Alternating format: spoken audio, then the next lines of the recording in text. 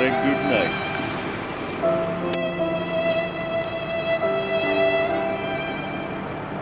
We'll see what happens next. Tunnel run, here we go.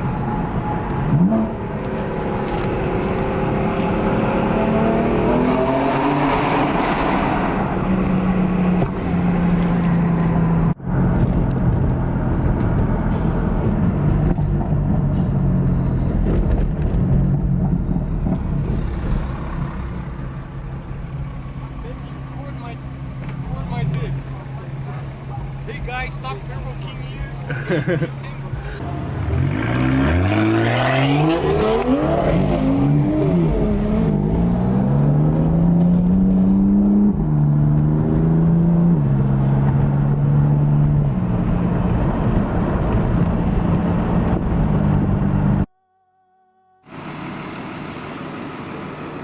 What every M3, M4 owner dreads. Went hard into second and the crank up spun. I knew it would be coming one day. The crank up spun and the engine's toast. Was running 650 crank on E54.